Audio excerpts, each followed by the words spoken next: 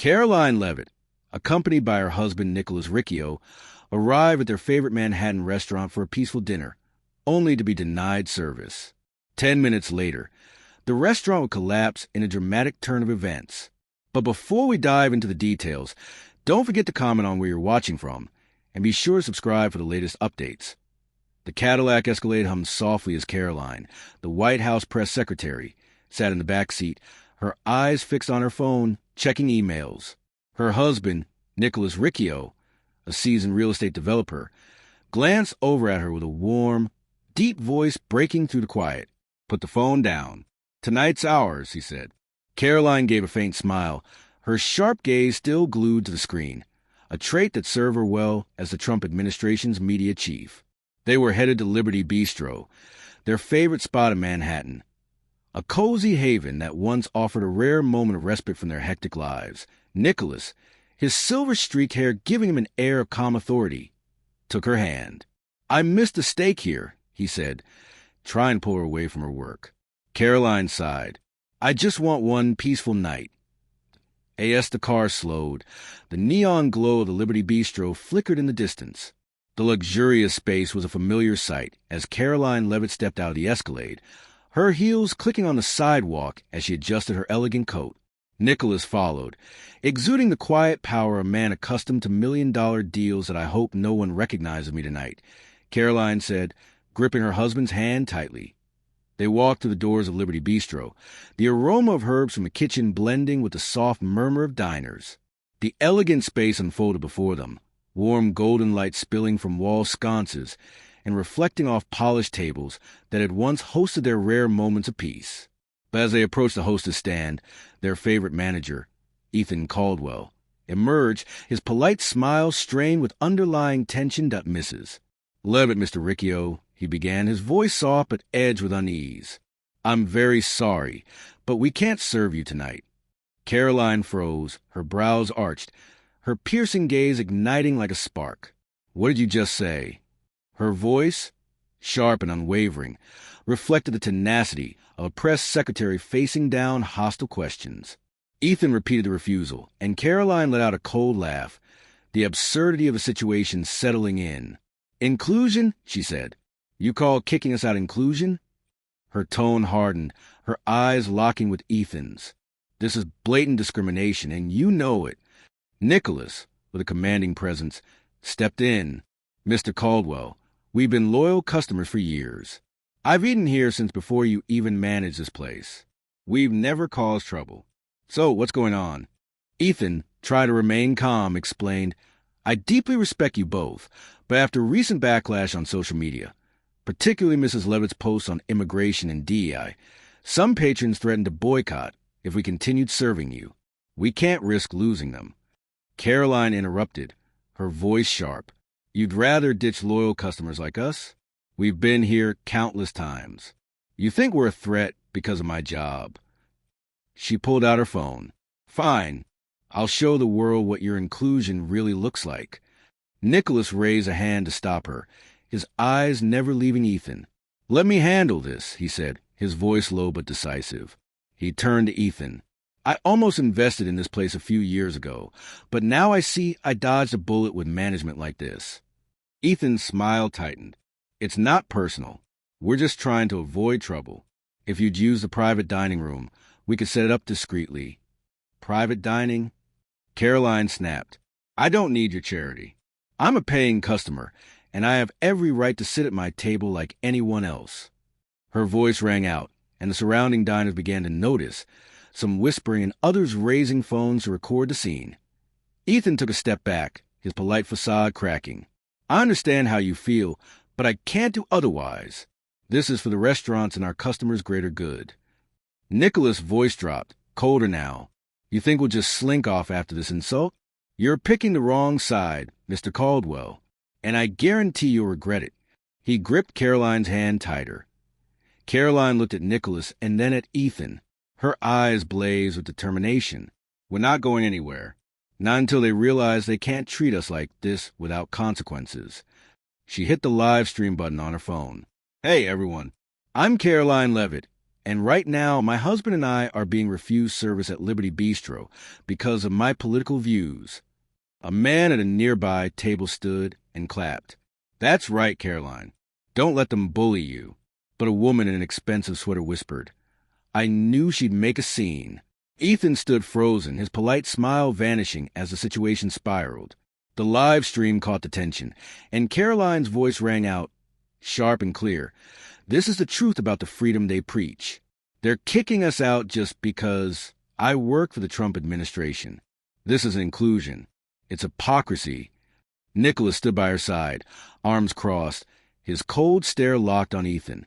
A middle-aged man in a gray suit stood up and clapped. Karoline's right. This is America. No one gets to refuse her. In a far corner, a woman in a cashmere sweater whispered to her friend, she's just fishing for attention. I came here for dinner, not political drama. Ethan, now visibly shaken, tried to regain control. I don't want this to turn into a public fight, he said, his voice trembling. We're just trying to keep the peace for all our customers. If you'd lower the phone, we could talk privately. Privately? Karoline scoffed. You want to shut up so you can pretend this didn't happen? No way, Mr. Caldwell. The world needs to see this. The room grew more divided as the live stream continued to climb in views. Some diners sided with Karoline, while others murmured their displeasure. Ethan, now clearly losing control of the situation, tried to smooth things over. If you'd leave, we could avoid bigger trouble. But before he could finish, another man stood up and yelled, Bigger trouble? You just made it. I'm never coming back here. He stormed out, followed by several others.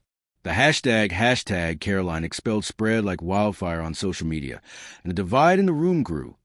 Karoline spoke again into her phone, her voice steady but filled with resolve. This isn't just about me and my husband. It's about them thinking they can exclude anyone who doesn't fit their ideology. But I won't let them win. Nicholas stood beside her, his gaze fixed on Ethan. See, Nick? They can't win with reason, so they resort to this. Karoline nodded, her determination unwavering. You've lost the most valuable thing this place had, trust. And that's something you can't buy back. The tension in the room thickened, and more diners began to rise, either in support of Karoline or to leave. Ethan's polite facade shattered completely. I'm sorry, he stammered. We don't want to lose you, but I have to think of the greater good. Karoline's voice rang out one final time, her message clear. You think refusing us saved this place? You're wrong. You just lost everything. The once elegant Liberty Bistro now felt more like a battlefield, with loyalty and ideals clashing in real time. As Karoline lowered her phone and looked at Nicholas, ordered steak. You called a reward for your little warrior. Turning back to Ethan, Karoline's tone hardened. You know, Mr. Caldwell, your staff made this place special.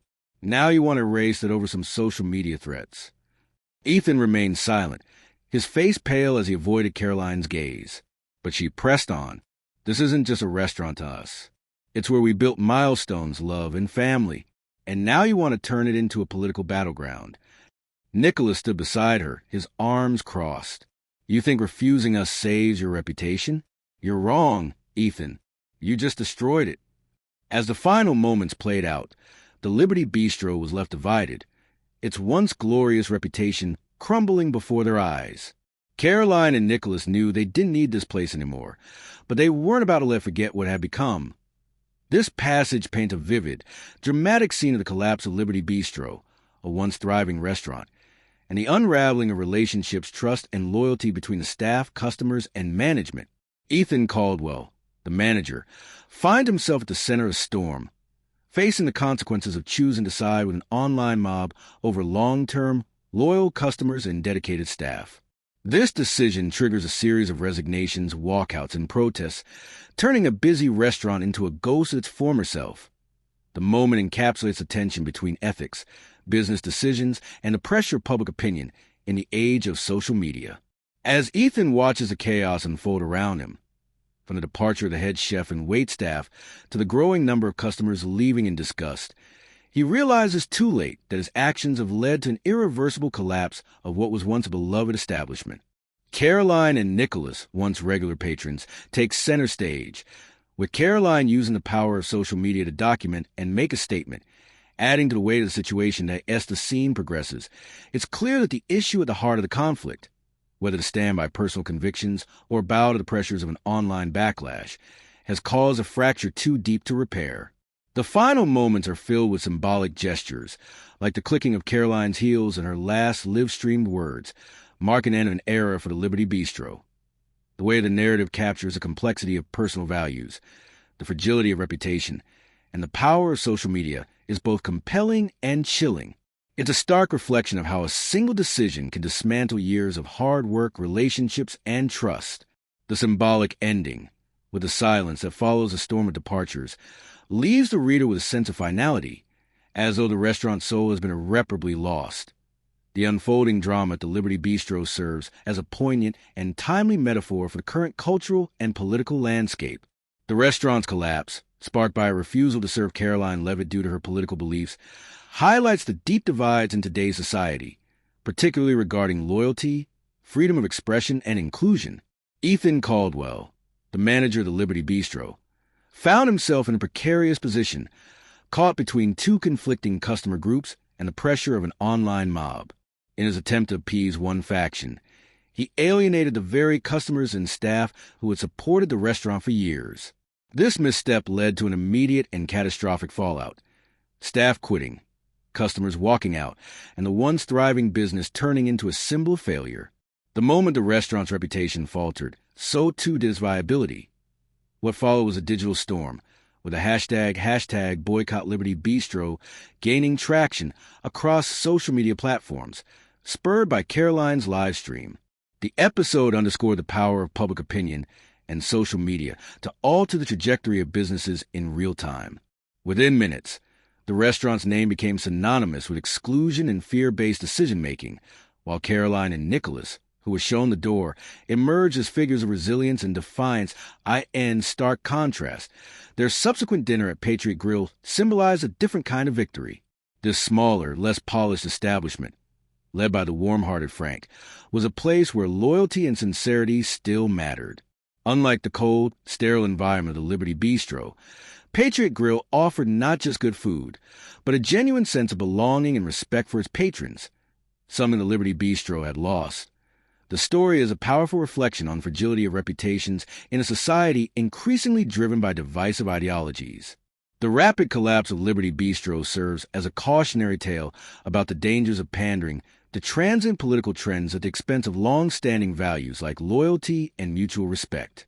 In choosing to cater to a small, vocal customer base over the loyalty of longtime patrons and staff, Ethan Caldwell sealed the fate of his restaurant. As Karoline and Nicholas found refuge in the warmth of Patriot Grill, they made a statement, not just about their personal principles, but about the broader societal divide between those who stand firm in their values and those who crumble under external pressures. Their story isn't just about losing a meal at one restaurant, but about finding a place that values truth over ideology, loyalty over fear, and substance over appearance. In the end, the collapse of Liberty Bistro and the rise of Patriot Grill remind us that, in an increasingly polarized world, businesses and individuals alike must prioritize trust and authenticity.